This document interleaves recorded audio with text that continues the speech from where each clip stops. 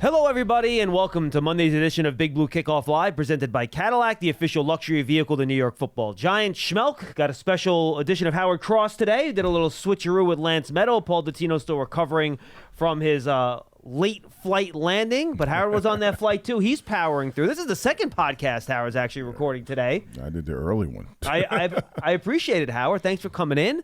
We'll, of course, be taking your calls, reacting to the game for much of this show, guys. 201-939-4513. See, now I'm doing the postgame. I have to give the FAN number a lot, too, so I have to pause for a second to make sure I'm giving the right show number. That's correct, but I will not give out my own number like some other people on the show have done in the past. Oh, no. But those are the two numbers. But the one for today is 201-939-4513. And Howard, Giants with a loss. They fall to 1-5, but a different type of loss. And I wrote this for Cover 3 for the website today. You know, you can walk out of a lot of these games and, you know, you watch the game, you watch the tape, you look at the box score, and you can figure out, all right, it's pretty obviously why this team lost this game. They got outplayed here, there, X, Y, and Z. You walk out of this game and you look how the game went. Giants outgained the Bills. Giants won the turnover battle. Giants had more big plays than the Buffalo Bills in this game. You look at a lot of those important metrics, you say, all right, well, you know, the Giants, there's a good reason they could have won this game, but it was one of those games where you look at some critical plays and critical moments where the Giants just didn't make the plays when they had to in those critical spots. The Bills did. A lot of that has to do with the red zone production, and that's how the Bills turned it into a 14-9 victory. Okay, so let's do this. First off, yes, the offensive line, Justin Pugh comes in, he plays. Starts at guard after coming off the couch.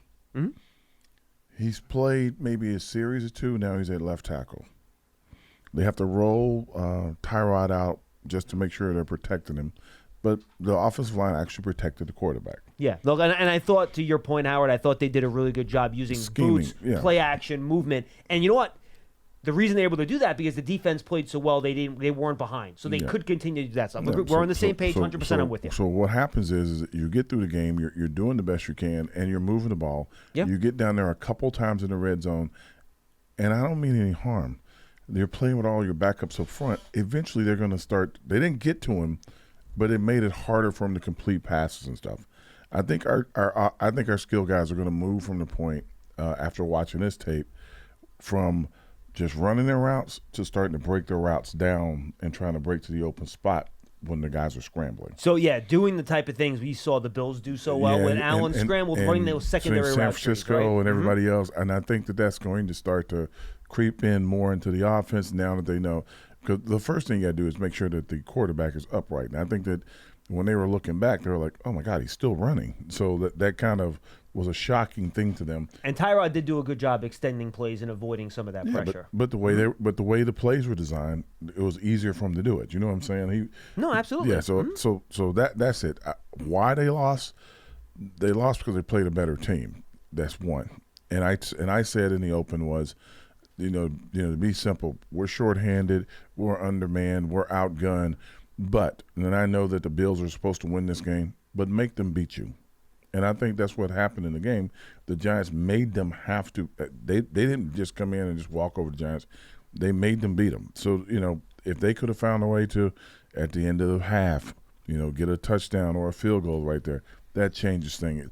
If the official, and I don't like using things against the official, calls pass interference or holding or whatever you want to call, or molestation in the end zone when the guy is attacking. I'm not sure that last was an official penalty, but I see where you're going. It was something. I mean, my Lord, you got the tight end in a headlock out there, and I'm like, okay, well, they're going to throw it. So yeah, he was also basically, he didn't let Waller jump. He was holding down his left shoulder pad the whole time. If he had all that stuff, if that happens, not even saying he would have still won, but it would have been another bite at the apple. So, yeah, I thought they played really well. I thought the defense, particularly Trey Banks, he's playing great. I thought Bobby Okereke played an unbelievable game. I thought Bobby Okereke played a great game. He is making a lot of tackles. He's doing something.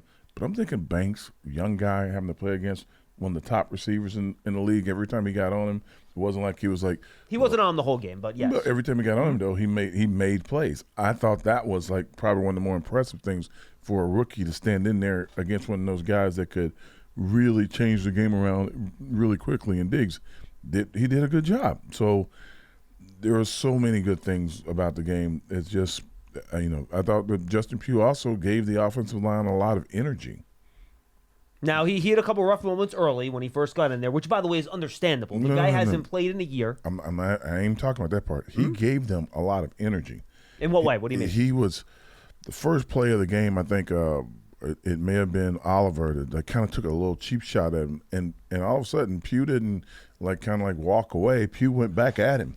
You know what? I saw that on tape when I watched this morning. I know the play you're talking about. A lot of energy came out of that moment. Then all of a sudden, the offensive line starting to get a little chippy out there. They're getting chippy because he's chirping at them. They're chirping at him.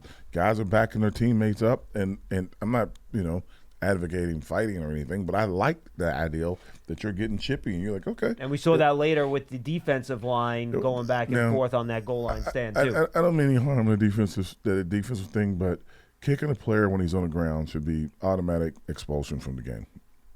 They were kicking Trayvon Thibodeau when he was on the ground, and I couldn't understand what the problem was.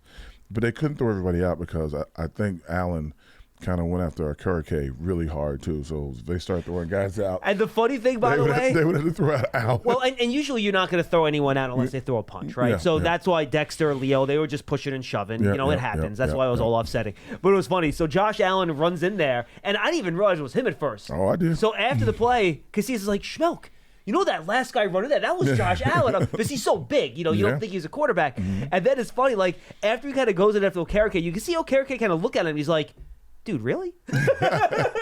Really? Yeah, it's you? You're funny. Doing this? It was a funny moment.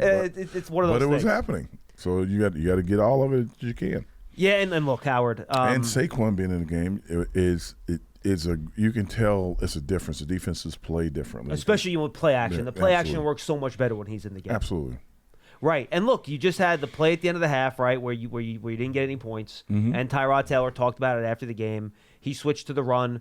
Brian Dable made the point that they did say they communicated him beforehand that you couldn't run the ball there. He thought he saw what he could. He alerted to it. They didn't get back on the ball in time enough to spike the football. Well, it's understandable. You know why that happened. Well, yeah, because they all piled on Saquon after he ran into the line of scrimmage and they wouldn't get up. This is the real reason it happens. And I'm, and this is not, again, it has nothing to do with excuses or anything. This is actually why it happened. In a game when you're running 2-minute offense, right, and you're going down, you're playing, you're throwing the ball on the outside, you're throwing the ball over the middle, you're throwing it wherever you're throwing it, and you can get your kicking team on the field in roughly 14 to 15 seconds. They can run from the sideline onto the field and kick the field goal. The difference is if you run the ball, then you run the ball into a crowd, then all those people have to get up. So I'm assuming, and this is me assuming, that when Tyrod saw that there was a possibility to, quote-unquote, run the ball, he was thinking, well, we have 14 seconds, and the way they run the drills, we run on the field in 14 seconds from the sideline, and we kick the field goal. But he didn't realize you got to get everybody up, you got to spike the ball, and you got to do all this stuff. Yeah, usually that's 14 seconds, after the play. By the time that I'm looking at the play right now, by the time Saquon's down and right here, Saquon's down, and the whistle is blown. You're probably looking at only 9 seconds on the clock or something. You weren't even looking at 9. Probably less than that, right? Probably 7. Yeah, because remember he steps back 1, 2, he takes the ball 3, 4, then he starts fighting for yards, and that's where the problem comes. Yeah, no, 100%, and then. You had another 3rd and 1 a little bit later on in the game. This one was, I believe, at the start of the 4th quarter on that great drive that Saquon led. It was basically a Saquon drive. I think they only threw one pass on the entire drive. Saquon was out, and they had Breida in, I believe. Yeah, and they ran that little. And it's funny, I looked at the play again, Howard. I'm not sure, and I haven't had a chance to talk to anybody about this yet. It was a read option play. It looked like, to me, kind of an RPO. Yeah. And I wonder if Tyrod had the freedom there to hand it to Breida, if he wanted to, because the way they block the play, they do block it as though it's a run. Yeah. So I wonder if he had the option to hand that off or not, or if it was a straight play action. I don't know. I don't see the replay of it because if the guy is focusing on the running back, he would pull it.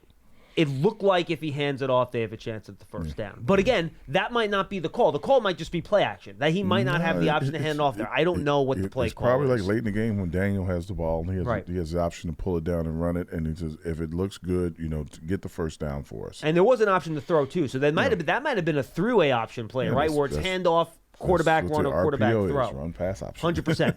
So that was the other play they couldn't convert there. And then on those final couple of drives, there was an opportunity. Darius Slayton couldn't quite come down with that contested catch on the sideline where it kind of got into his body a little bit. I give you that, but, again, we're picking straws or pulling hairs or whatever you call it. On the opposite side of the field, no one was near Hyatt. He was running free. I think that was after the pass got thrown. No. I looked at the play. I'm pretty sure that was after the pass was thrown. I'm pretty sure he was open. He's going through his thing. No, I'll bring up the video because I looked at it this morning. I'm pretty sure it was after. It was one of those things where they show it and it was after the pass kind of got thrown, and that's when the guys walked away from Hyatt. Yep.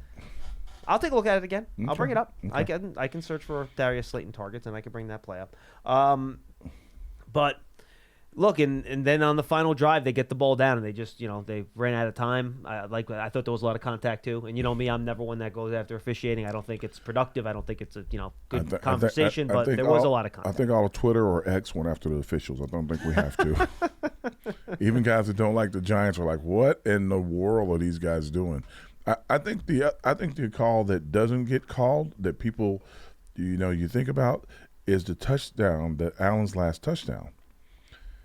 They picked the safety in the end zone so much so that he's laying on the ground. No, on that play, two Giants ran into each other. Oh, it wasn't a pick? No, two Giants. Literally, it was friendly fire. Oh, I was about to say, Belton ran into, I think, McKinney on the play. Oh, so it was two crossers. They set it up so it turned into a pick play. Oh my goodness! Did they hit him? But they got the two Giant players to run into each other on that particular. That's a great design, Dan. Yeah, I have it here. Okay, so this is that slot fade that worked 3 times later in the game. Yeah, see, look, Hyatt's got two guys on him up there. He's got a safety over the top. He's got a corner underneath. If he throws the ball to the outside, he's gone, bro. Yeah, but if he's looking the other way, this safety's going to change his leverage over there. Okay. You know what I'm saying? Yep. You pump to the left, throw it to the right, or pump to the right, throw it to the left. Either way. He also has pressure coming. I'm not sure how much time he has to pump and go the other way. Okay. You know what I'm saying? Yep. But bottom line is that the Giants had opportunities in the game. It was a close game. And I'll just close this with this, Howard. This was the type of game that the Giants, I thought, last year did a really good job of winning.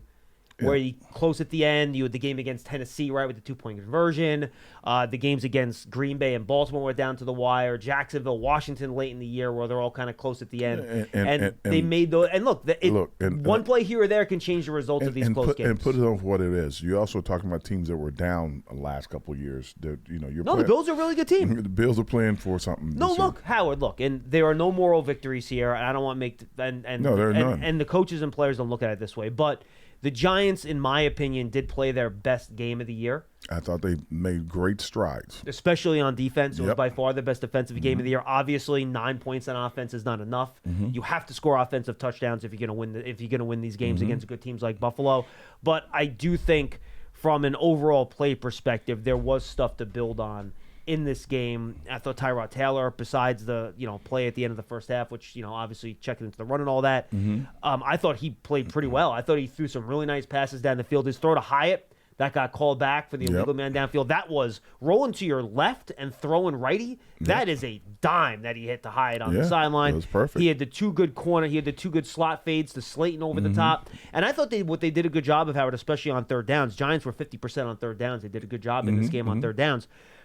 When the Bills played that soft zone, it was quick throw to Robinson, quick throw to Waller, catch, run, first down. Yeah. But when they caught the Bills in the man-to-man, that's when they took the shots to Slayton down the field. And again, it was quick shots. It was just snap, either 3-step drop or just, one little beat, slot fade, ball was out. And it didn't give the pass rush a chance to get home. I mean, but, the reason why that was working because they had a little bit better protection, though. It wasn't like they were getting hit in the second step of a 3-step drop. So it kind of always – it worked together well. Complementary football, I guess that's what they say. They did a decent job. I was happy for everything but the outcome. They did pretty good. All right, 201-939-4513, 201-939-4513.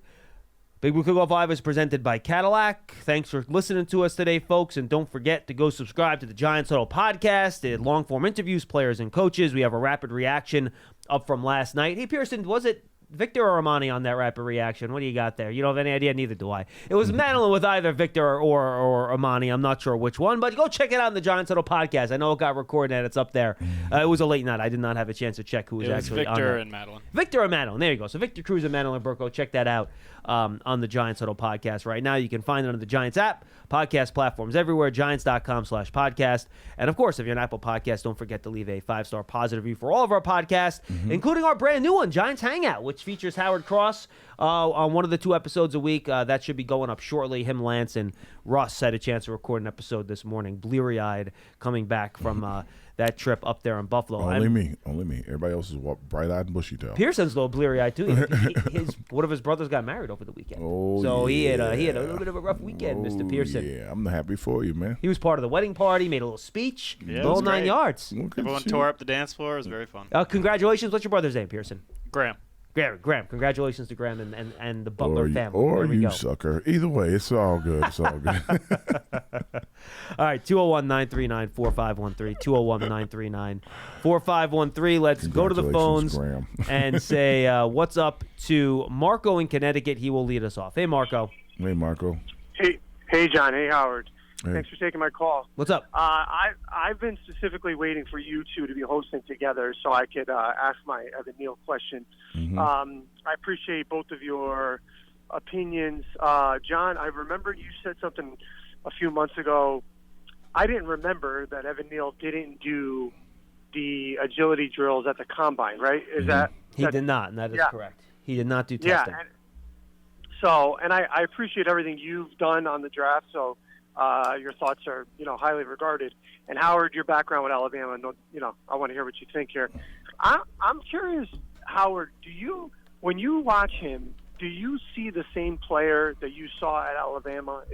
And I want to just preface that with, is he being asked to do something different? I know like O-line coaches might prefer, technique-wise, they might ask players to do something a little differently. So I'm not asking you to poke holes in the coach and what they're asking, but the player, Paul like jumps out on some callers sometimes saying like, well, he's had X amount of games and there was a percentage of those games that were played while he was injured. So you also have to look at it from that standpoint. Listen, the O-line, I tip my cap to them because they are scrapping this together game by game within the game. So I know that they're being asked to a lot. This injury bug really got them. Mm-hmm. But I want to know, though, about him specifically from the player you watched at Alabama to what we're seeing now. Is there a big difference? Yeah, it's totally a big difference. Last year he got hurt his knee, and it took him forever to get himself back in the kind of mobility. His mobility was limited for the entire last half of the season. He comes in this year. I don't know if he got surgery or he didn't get surgery. I never really looked into it. No surgery in the offseason. No surgery in the offseason. So he's playing on, I guess, whatever hurt his knee before. He's got to, I feel better now, but he still wears a big, huge knee brace. Now his ankle's hurt. So usually when something's hurt above, something below gets a little sore. So that's what he's dealing with, one. Number two, they were looking for and hoping for a guard or a veteran guard to be playing beside him. So there wouldn't be so much of, you're out there making your own decisions a lot. And when you're an offensive line, you can't be making your own decision. There'll be a lot of cohesion, and you guys got to all be on the same page. Because I'm watching plays where sometimes looks like he's blocking no one because he's waiting from somebody on the inside to be free, and the guard is blocking. I have no idea who they're blocking. So I think that's part of it as well. As far as it goes to the run game, I think they're kind of growing a little bit. He's growing a little bit. But as far as is he a different player, it's totally a different player because, at Alabama, I think he played under the same system for 2 to 3 years, and it's easier. When you play under the same system, you come in here, and by the way, you're bigger, stronger, and faster than everybody you play against. When you're at a college like that, yeah, and even though it's the SEC, which is obviously the best conference, it's still not the NFL rushers. You're not gonna get the same group of guys. So now he gets here. He starts out, he's playing okay, average, gets hurt, the knee gets hurt, he goes way down. He tries to come back to be the tough guy, and he's still playing way down. Even this year, I think every other every other game I'm watching them spat his ankle on the sideline trying to, hey, look, no offense, can you go? Kind of question. You know, I can go. I'm going. That, you know, that's all great and everything, but unfortunately for him, there's nobody else. Yeah. So either you're gonna tough it out, take your bruises. I'm sorry. No, go ahead, Marco. No, finish up. Go ahead. No, my last question on that, Howard. Do you know, I'm sure you hear it too. There's this thought of like, well, let's just kick him in the guard. You know, it worked for Robert Gallery. It worked for Eric Flowers. Mm-hmm. You know, and what does that mean? It worked. But do you think that's a little nonsense, or when you look at him, do you say no, he's a tackle? I think that Thank you, Marco. Good call. I think that probably he's going to wind up being a really good tackle. I think that he's going to, you know, if he continues to progress and gets healthier, I think it's a lot. And I'm not comparing him, but I'm comparing his physical elements. It's a lot like Thomas had. Thomas's first couple of years had an ankle and played on an ankle, never complained about it. They're both like guys who live in a cone of silence. They never talk. So, you know, you ask them if they're okay, they're nodding and saying, yeah. Then you have to take them into the training room and start to ask them and prod them to see where they are injured and how bad it is. And if they can walk, they feel like they can go. And unfortunately and fortunately, he's tough enough that he wants to do that. Unfortunately, he's hurt a little bit, and he's got to deal with it. 201-939-4513. Let's go to James in Georgia. He's up next on Big Blue Kickoff Live. Hey, James. What's up, James? What's up? What's going on, guys? Nothing much. So I just got a couple of things. I was telling Pearson I want to talk about the game of inches that's out there. You know, the quote, what's the name, De Niro or Pacino, rather? Mm-hmm. Yep. You got to scratch and crawl for every inch or whatever that. Yeah. It's a game of inches. Bad movie. And first, let me just say, like, when Wink, schemes up. Hmm? No, go ahead. I'm sorry. Go ahead. When Wink frees up who? When Wink schemes up like McFadden to come screaming open 3 times, he has to make at least 1 sack. You know what I'm saying? He schemed him up on 3 blitzes. I think Josh. I know Josh Allen is a big guy, but I think Josh is bigger than. You got to break down. Yeah. No, he is. I think he is actually. He's also probably a better athlete. I know it's a tough ask. Right, I know it's a tough ask, but on 3 tries, you got to. I don't need 3 sacks out of you. On 3 attempts, you got to get them down at least 1 breakdown. You know what I mean, and make at least 1 of them, right? Yeah. It's a hard ask, and it's nothing against the kid that's doing it, but it's a hard ask. And when you're that size, you play against a player that big, the natural move would be to come in and hit him low. That's a 15-yard. That's a 15-yard penalty. And the other thing too, it wasn't just McFadden. There was a couple times where the Giants had a couple linemen around now, and he may have figured out a way to kind of squeeze his way out of a couple of those spots. That's why Josh Allen's Josh Allen, man. Yeah, he swung Thibodeau off too. Probably missed like 2, to himself. So, and the game of inches, 6 inches or 4 inches lower, and Darren Waller catches that touchdown on the last play. We ain't talking about a missed flag or nothing. You know, just a little bit lower, he makes that catch.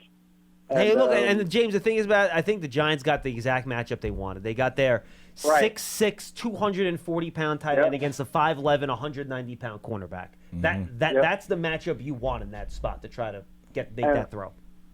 I know that it was communicated to Taylor before the play before the half, but I think you have to take unless like the entire defense is lined up to one side of the football or the other, then you have to throw the ball no matter what. Unless you like look at Barkley and say, hey, you see what I'm seeing? And you can like just hand it off to Barkley real quick. Well, James, it sounds like that was totally out of position. It sounds like that was the intention. Completely out of position. No, look, it sounds like that was the intention. Where Brian Dable was asked post game flat out. I don't have the transcript in front of you, but I was reading it earlier this morning. Basically, was that communicated to him that he should not check into a run? And he said, and I believe his quote was, Yes, Yeah. there was communication He before the play. So communicated that, maybe yeah. the coaches told him and Tyrod didn't hear it correctly. It's really loud in that building. You know Who what? knows what happened? I think it was more of Tyrod heard him correctly, but when you line up and you see the look And that's you supposed to see be it. the run. Especially when you're a veteran quarterback. When you're a right? veteran quarterback, it's Yeah. like, okay, it's like this is the It looks like the Red Sea, Yeah, but it really ain't. it looks like the Russell Wilson don't throw the ball. I've handed it to Marshawn Lynch moment. Yeah, from the Super Bowl, yeah. He's like, I'm not going down like that. I got. This is it. This is where we're gonna make the big play. But you got to get away your options, and sometimes it works, sometimes it doesn't. Like I said, the biggest thing I thought that happened was that he ran it as if he was running a quick 3-minute, like a 2-minute offense play where you throw the ball, but you know how long you got to get the guys off the sideline so they could hold a runner down in the middle of the field or a receiver down in the middle of the field, but the guys running off the sideline to get set up, the officials will get the ball back and you can kick it. You can't really do that, an interior run by the goal line because everybody's going to fold in on top and nobody's really going to be rushing to stand up, and the official can't get to the ball. It's funny, Bredesen actually got on the ball pretty quickly, but then the other 8 guys were all in a big pile to his right, and they couldn't get up and get in position. Yeah, absolutely. All right, let's go back to the phones. Hi, Wilson and Roxbury. How are you? Hey, gentlemen, how are you? Good. What's up? Hey, listen, I don't want to talk about the game because it's pointless. Okay. So why are we here, Wilson? Why are we here if it's pointless to talk about the game? I'm gonna tell you what I saw. What I saw is, I know you guys don't agree with me, but Brian Day was 3-12-1 this last year, and 5 of those losses is like Alabama against Morris State. They were non-competitive. Okay, that's one thing. An average coach team usually wins a game like that when the other team basically is trying to gift wrap the game for you. Like basically Buffalo, the only thing Buffalo couldn't do is grab the ball and run it themselves for a Giants touchdown. This is they Wilson, couldn't do that. Otherwise, they would have. Hey, Wilson, how you doing, man? This is Howard. You remember me? Hey, Howard. Before you yell, let me ask you something. You ready? Oh, no. Okay, don't hang up on me, though. I'm not. I want to ask you a question. I want you to answer it honestly. I'm not touching the phones, Wilson. You ready? I'm not touching anything. Because you want to do your tirade, so I want to ask you a question. No, I'm not you got to listen. You got to listen when I ask you the question. You have to be able to answer it correctly. Hey, Tyrod, we're down here at the goal line. I know they might give us a look. Make sure you throw the ball. If you don't throw the ball, if you don't have the play, throw it into the stands. Let's kick the field goal and let's move on. Hey, guys, we are going to make sure you protect. So that if he has a chance to get it, he can get the ball to the receiver. Everybody heard the play. You got me? Don't come on me. I want you to answer the question. Everybody heard the play. The player who's in charge of calling it at the line checks to a run.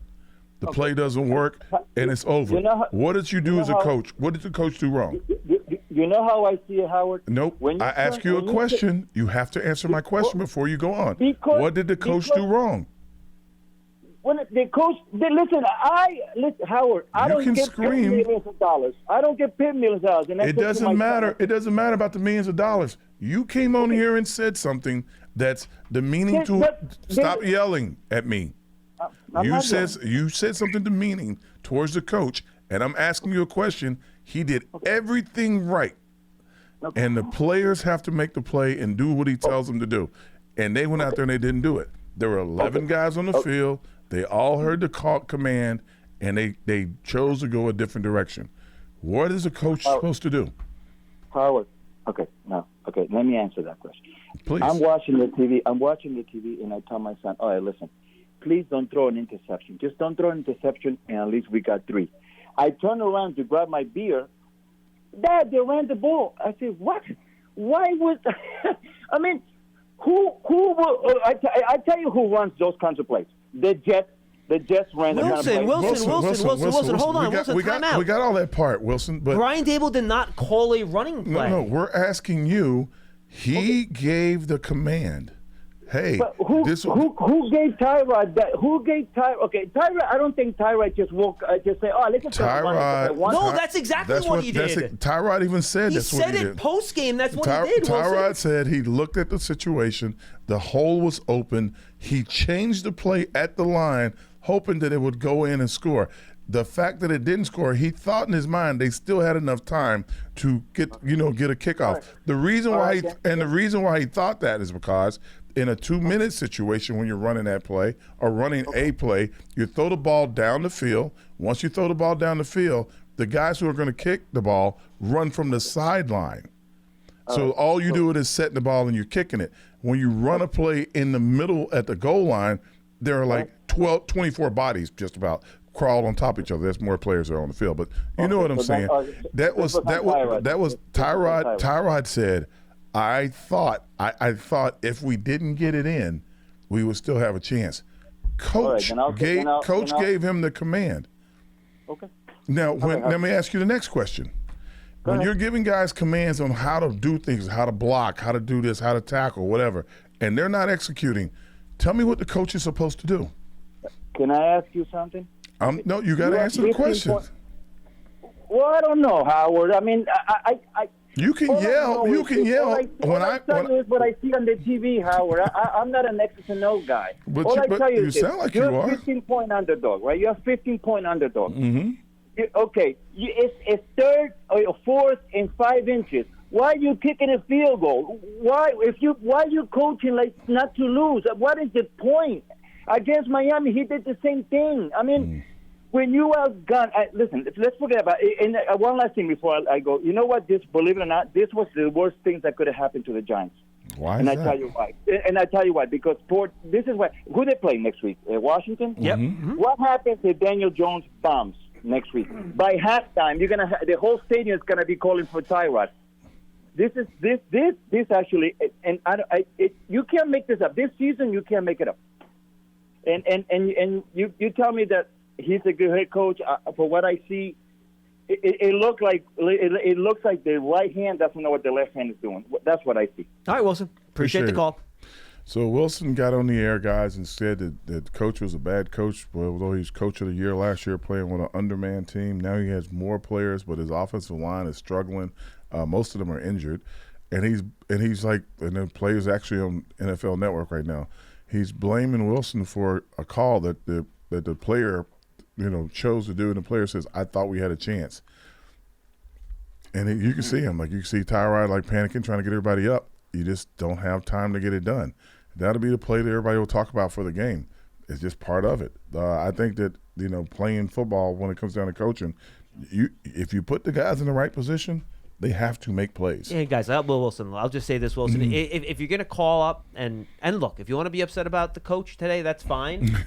But at least understand what happened in the game when you call up. Yeah. You can't say, well, I can't imagine he just changed the play. Tyrod Taylor literally said after the game, yes, I saw something and I changed the play. Or you can't say, I don't understand X's and O's and then blame the coach for something that is not working. And again, that doesn't mean that not that we don't like you calling, Wilson. It's just that I understand you're angry, but you gotta. And look, and there are some things you can talk about in the game if you want to take some issues with some things. That's fine, and we'll be happy to take those calls. But the thing at the end of the first half that was on Tyrod. It wasn't on. That's a player. That's a player making a move, not necessarily the coach. I thought they did a great job with the amount of broken down linemen and everything. I thought he did a good job figuring out a way to get the guy to roll out, to protect him, to get him away from the interior pressure that was definitely coming from time to time. I thought he did a really good job. All right, let's go to Rob in New Jersey. He's up next. Hey, Robbie. Hey, guys. So, I just wanted to chat with you guys because I haven't gotten through all year. So, thanks for calling. I want to say a little bit of good, a little bit of bad. That's what it is. Yeah, the good is, I was super happy seeing Justin Pugh out there, kind of just stepping in, as you said, off the couch, which was amazing, and he held his own. Obviously there was a few bumps in the road, but that's to be expected. But that gives me hope moving forward that when our guys start getting healthy and we can plug him in maybe back to his more comfortable position and as guard, we might have a fighting chance moving forward, which was, definitely a positive, Absolutely. I also thought, Tyrod, I'm not a Daniel Jones basher. I want him to do good, and the guy's got some skills, but I do notice that he's missing that, like, kind of backyard football mentality of, like, when things kind of go wrong, kind of improvisation. I understand this line has been terrible, but I don't know. There's just a little bit of something that's missing there, and maybe it's just that he's kind of got PTSD from being sacked a million times. Hopefully he gets that back.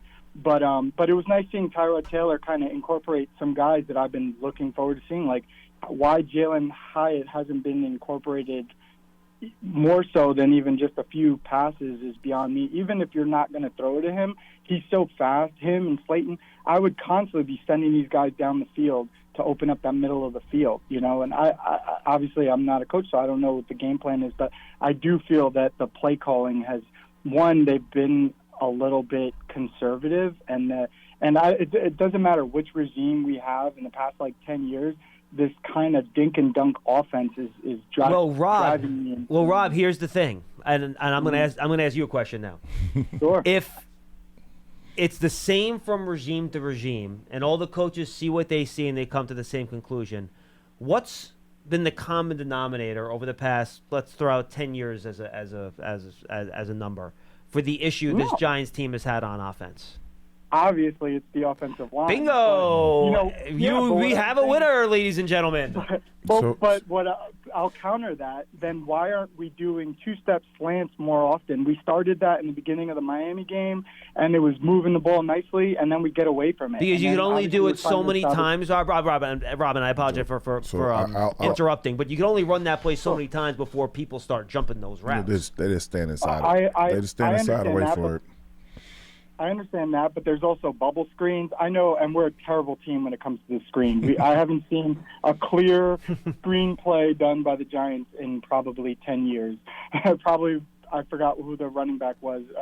He had it's been forever. And we saw them try a couple of those last week, Rob. Remember, Wanda Robinson caught that one quick wide receiver bubble screen, and he got tackled for a 4-yard loss immediately after catching the ball. So yeah, and it's also appreciate the call, Rob. Thank you, man. And it's also good to hear from you. It also has to be, the threat of a dynamic runner out of the backfield that kind of helps out on some of this stuff too, because especially play action. Yeah, because Saquon's in there, and people are like, okay, we got to make sure we focus on him when he fakes and runs to the outside, and the quarterback goes in the opposite direction. Half the team is following Saquon, and the other half is trying to follow the quarterback. So and look, no one. I'm a believer in analytics, and I know the analytics say play action is not impacted by the running back that's on the field. But I have watched with my two eyes the last 4 weeks at how teams react to run fakes with Saquon and without. And excuse me, there is a clear difference. Yeah, it's clear difference. It's a big difference. So Saquon, the threat of Saquon has been something to behold with the defense, and I don't want to give him all the credit or all the blame or whatever, however you want to look at it, but him being in the offense makes the offense run a little differently because you have to honor him when he's on the field. 100%. 201-939-4513. Go download Giants TV, the Giants connected TV streaming app. It brings original video content, game highlights on demand, and direct to Big Blue fans. Giants TV is free on Apple TV, Roku, Amazon Fire TV, and the Giants mobile app.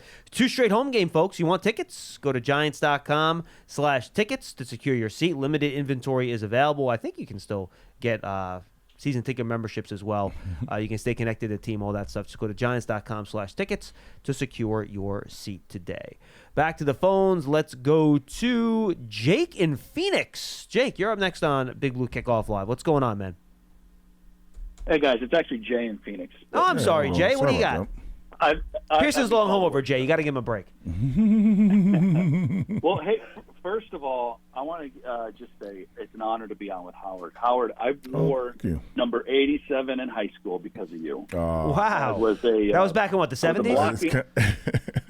Hey. I'm sorry. I'm shooting strays here. My bad, Jay. Go ahead. I was a blocking tight end in a wishbone offense. So, okay. I admired how you blocked and really did everything else too. It was great. Yeah, there you go. First thing, I was just from this game, I was going into it thinking they were going to get killed again and not be competitive. So I was at least content that they came out competitive. Mm-hmm. You guys have mentioned it's been. I really like seeing Bobby O and Micah McFadden starting to gel together. And there's of course plays that get missed, but they're looking a lot better working together, and they're starting to make plays. It looks great. I mentioned Deonte Banks I think Deonte Banks is doing a great job as a rookie. He looks really, really good out there. And then throwing downfield, like you were saying, John, early in the show, I mean, we're starting to see that's what it could be. I felt like, with our offense, we were trying to do a lot early on in the season and trying to evolve before we took our training wheels off. It felt like the offense was run last year with training wheels on, and I just felt like we've got these weapons. Let's just start to sprinkle that stuff in. But my main reason for calling it is Justin Pugh. I mean, if we can only just get his leadership out of this signing, it will do wonders. And to have him on that offensive line when Schmitz comes back, him and Bredesen, Flink and Schmitz, and just the attitude and the mentality and the, hey, guys, look, I just came off the couch and I can play. I imagine, confidence has been really dipping over the last couple of weeks with Azudu and McKeithen and the other young guys. And Pugh just showed, hey, I can do it. I just came off of an ACL. Haven't played football in a year, and I played decent. Let's go. So anyway, just wanted to point out some positives. No, thank you, Jay. Appreciate the call, man. Always good to hear from positives. Absolutely. I think Justin Pugh is gonna fell number 87 right there, baby. Yeah, he's gonna fit. He's gonna fit in right on time.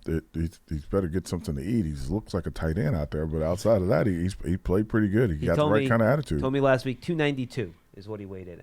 So what? Other people have told me they do not believe he looks like he's 292 292, maybe 252. My man is slim, like you if his modeling career. And look, and Justin Pugh did the best he could. He got put in. He hadn't played left tackle since he didn't even remember the last time he played left tackle. Rookie season. Since he was here, rookie season, a long time ago. So. And then he's lined up against like Von Miller and Floyd out there. So just a big ask. He had a couple false starts. He gave him a couple sacks early, but he did settle down as the game went along. Yeah, he did the best he could. I saw him walking back, like after he had a false start, walking back, he goes, settle down. Yeah, I felt bad. He's in his stance. He's looking up, and he sees Von Miller there on a 3rd and long, and he's just like, I better get off the ball fast. It's nothing you can do, man. It's part of the game. Part of the game. 201-939-4513. And I want to get, by the way, and he did not play well in week 1, then he lost his starting job. But I just want to give Mark Lewinsky some credit here. Okay. Every time he's been asked to come into the game since he lost that starting job in week 1, I think he's done a pretty good job, and I thought he did another good job coming in. He was actually, one of the guys that got he started in this game this week over McKeithen, and then McKeithen slid in when they had to move Pugh outside and all that stuff. So I thought Mark Lewinsky, since that week 1 where he did not play very well at all, I thought he's actually done a pretty good job in the snaps he's got. I think he's kind of grinding it out. He's trying to contribute. That's all you can ask. Yep. Let's go to Manny in California. He's up next. Manny, good morning. Hey, good morning. How's it going, fellas? Doing well, man. What do you got today? All right, I got a few points. Go ahead. Oh, man. So, first of all, I feel like on the last play of the game, when we had it right at the 1-yard line, I'm very disappointed that we didn't run the ball with Saquon. Like, I'm a Saquon believer.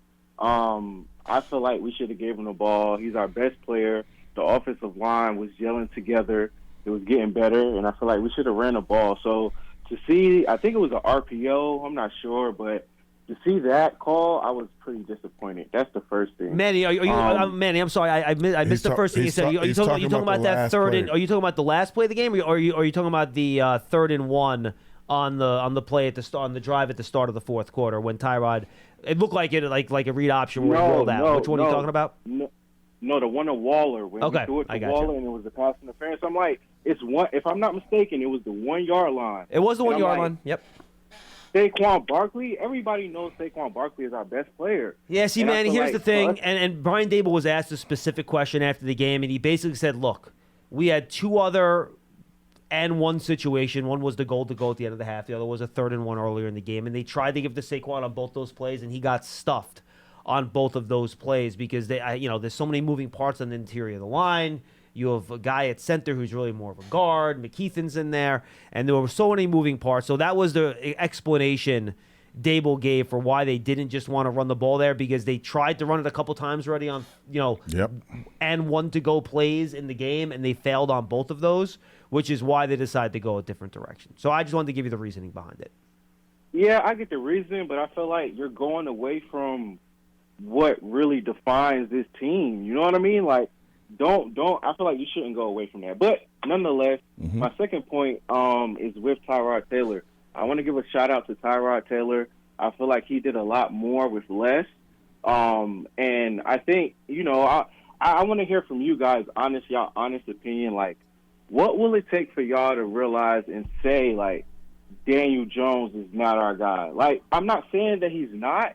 I'm just saying for Tyrod to come out there and to play with less than what Daniel Jones had and to put up that type of performance, I think at least going forward, we should consider starting him. Manny, that's just my opinion.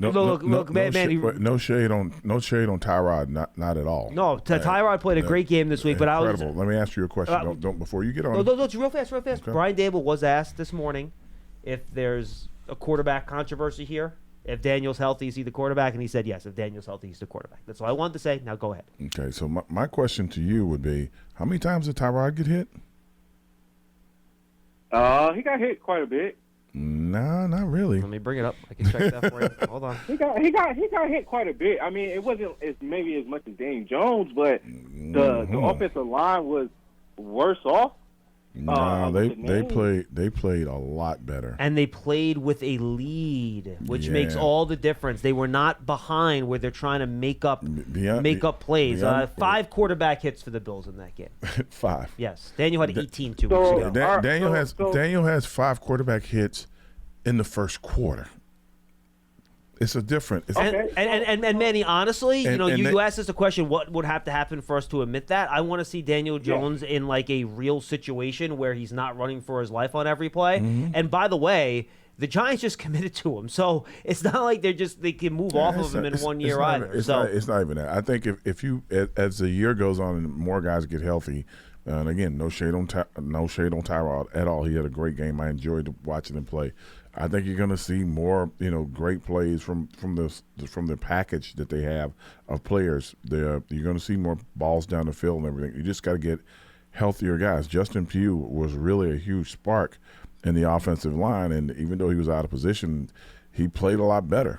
And I can't explain that more than that was great. I think also that the coaches are going to go back and review that play, and they're going to start looking at, hey, are we going to do more rollouts to start to try to protect the quarterbacks from the offensive line until the offensive line can hold up? And that can work now because Saquon's back. Yeah, people follow the run that. game. Yeah, and then things like in this game, you didn't hear, and I'm keep beating on this guy, but I like him. You didn't hear Evan Neal's name as much. Yeah, you didn't hear him Evan. You didn't see, or there was no. Oh my God! There's no things about how he just wasn't blocking anybody or he let his guy go. So it's a lot of difference. So when you get Schmitz back in the middle, if Pugh can stay healthy because he did just come off the couch after a year, ain't had any bumps and bruises yet. When they break that first scab, if he's going to be okay. I had a chance to chat with him this morning really briefly. He said the knee's actually not really swollen, so the knee feels good. But he said he felt like he was basically in a car crash yesterday. Like the rest of the body, yes, the rest of the body hurts. He's a little sore. So like if he can find a way to hold up for a few more games and start to get things, and you move Bredesen back over to guard, and Thomas comes back, I think that you guys are gonna. Then you can make a true evaluation if you believe what Daniel's supposed to be. Yeah, but see, that's what I'm trying to get to. It's like, okay, what y'all saying is hypotheticals, but if we do get our pieces back and he still looks the same as he is now, will y'all be at the end of the season? Will y'all be willing to say like, okay, maybe he's not the guy? If they get all the pieces back and he's not playing well, they're going to put Tyrod in. Okay. Just so you understand, because Coach Thanks for the call, man. Coach Appreciate Dayball wants to win games more than anything else. He wants to win games. They've made a good investment in Daniel. They want Daniel to play, but more than anything else, they want to win games. So that they're going to do whatever it takes to win. And I'm not going to sit here and say, well, what happens if 8 weeks from now they get really good protection, guys are healthy, and the offensive line is good, and then Daniel's not good? Then what are you going to do? I'm not going to play that. I'd like to be 8 weeks from now with really good protection. I'm sure Daniel would like to be 8 weeks from now with really good protection. And again, guys, I just want to be clear about this. Like, it's a major commitment to Daniel. He's going to get every opportunity to play. Yeah, absolutely. And the offensive line issues through these first 5 weeks, we've gone through a lot of those over the course of the year. These are not normal offensive line issues. I gave this stat over the last week at some point, Howard. I don't think I was on with you, so I'll give it to you now. Last year, PFF tracks pressures allowed, right, by the offensive line. So this is just the offensive line unit. That doesn't count quarterback-created pressures. This doesn't count running backs, tight ends. So last year, the worst offensive line in the league over the course of the whole season gave up 212 pressures, okay? For the season or for the season. Okay. The worst offensive line in the league gave up 212 pressures over the course of the year, okay? Heading into this week, and again, I haven't recalibrated the numbers yet. The Giants are on pace to allow 320. So 50% more pressures than the worst line in the league allowed last year. That's what they are on pace for. It's historic. It's not just bad. It was historically bad through the first 5 games, and it was a little bit better this week. Was it where you need it to be? No. But it was 5 pressures and it was better. Quarterback hits is much better. No, it was better. Yes. It was better. Okay. No question about it. Let's go to Len in Columbia, Maryland. He's up next. Hey, Len. Oh God. That's a rough one, Len. You got to win that game. I know. You got to win. It's a tough one. It's a tough one. You got to win the game. You got to win that game. But That's the difference between four. Howard, let me say what I want to say. Listen up. Don't do that to me. I'm not your kid or nothing. I was going to ask you a question. Don't tell me to shut up. Just listen. Before the game started, did you think they had a chance? And don't say, yeah, but did you think they had a chance? Howard, I will attest. Len texted me. Oh, he texted you? Yeah, he did. Nice. Len texted me a couple days before the game, and I forget the game you quoted, Len. But he quoted a previous game. I believe it was a Craig Morton game from the 70s, right, Len, if I'm not mistaken? Okay. Where the Giants were playing a tough game. He goes, you have a chance to win every game. There you go. Yeah, and I appreciate that. I'd like to fill Howard in on that. Yeah. And this is an answer to your question, Howard, okay? Yes, sir. 1975, Monday Night Football, Giants 1-3, at Bills 4-0, Giants 17, Bills 14. I said to John. He did. He's right. Believe it, and it will happen. Okay? All right. And make your point. I like that. You play that line. You play that line. You play that line before every show. No. I like it. I can show you the text right now, Howard. I got it. Go ahead, Len. Make your point. Go ahead, make your point. Yeah, so to answer Howard, I gave him the chance to ask me the question. Yeah, I did think they were going to win, Howard. There you go. Or else I wouldn't have watched. Or else I wouldn't have watched the game. I mean, come on. I'm a fan. I want them to win. I like it. You got to win that game. That's it. All right. Howard, you can probably help me with this one. Well, I know you can help me with this one. Okay. We got to get a blocking tight end, Howard. I know they're not made. I know you just don't go down to the cellar and crank one out. But we can't run those short yardage plays. We ran it. God bless him. God bless him last night. We ran at Evan Neal and we ran at Larry Cager. The problem and they got overwhelmed. They got overwhelmed at the line of scrimmage at the end of the half. The problem is that if you have Bellinger on one side, the defense leans to that side because they think that's where you're going. So you have to hope that the other guy can hold up some way, somehow. And both those guys were blocking down on that play, and then the linebacker came free. And then if you put in an extra tackle, you got to hope that he doesn't jump off sides because all of the above. All of the above. We need an upgrade at that. I'm not saying we're going to the playoffs with a blocking tight end. I'm just telling you we can't run those kind of plays without him. Bellinger, I like Daniel Bellinger. In tight, he's mediocre, Howard. On the move, coming out of the fullback slot, Bellinger's a pretty good blocker. I don't like him in line. John, you called Waller a tight end the other. Please. He's hybrid at best. No, he's a hybrid player. Sure he is. I don't disagree with that. He's not. I mean, he's not. Yeah, but it's very few guys. There's very few guys in the league like Kittle. I mean, I love Kelsey to death, but Kelsey's not blocking anybody. Yeah. Okay. Two quick comments. Yeah. And you guys both kind of alluded to this at the start of the show. I think Howard mostly. It's a different game when Barkley's on the field. Yeah.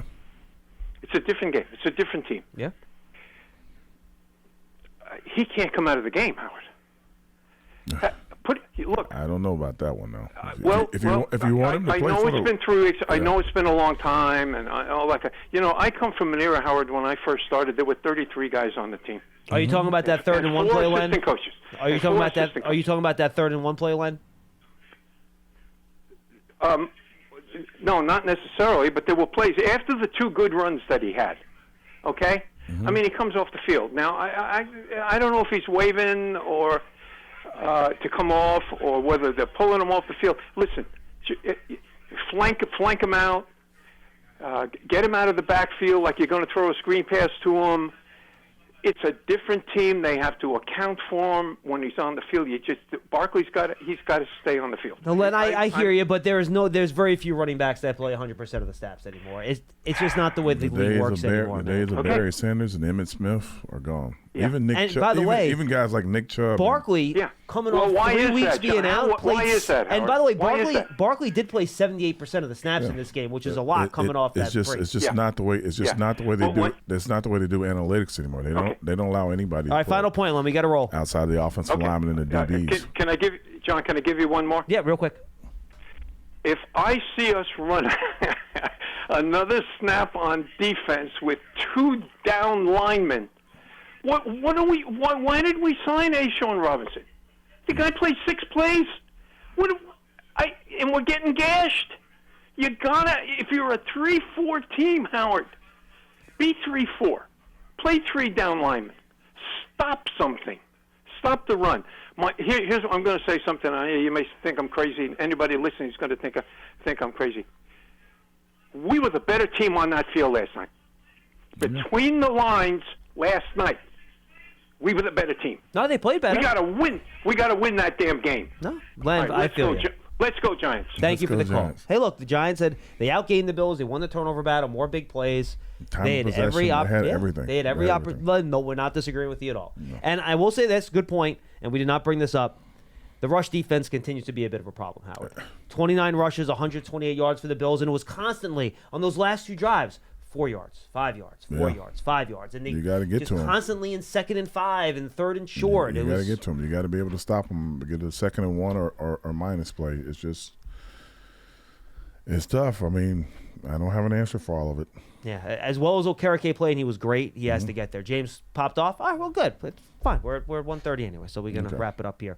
Howard, good stuff, my friend. Good stuff. All right, make sure you check out Howard Cross on the Hangout podcast. That'll be going up a little bit later on today. And then, of course, he'll be with us for the pregame show and the in-game stuff on Sunday when the Giants host the Commanders at MetLife Stadium. Our pregame coverage will start at 11 o'clock. And, of course, we have Big Blue Kickoff Live the rest of the week every day at 12:30. Make sure you stay tuned in for all the Giants talk and discussion. Thanks so much for being with us, everybody. And you can also send your emails in to bigbluekickoff@gmail.com. I'll try to hit those a little bit later in the week as we continue along here as we talk about Giants and Bills and then begin to turn the page to the Commanders next week. And I'll just leave it at this, folks. And I said this on the postgame show last night before we say goodbye.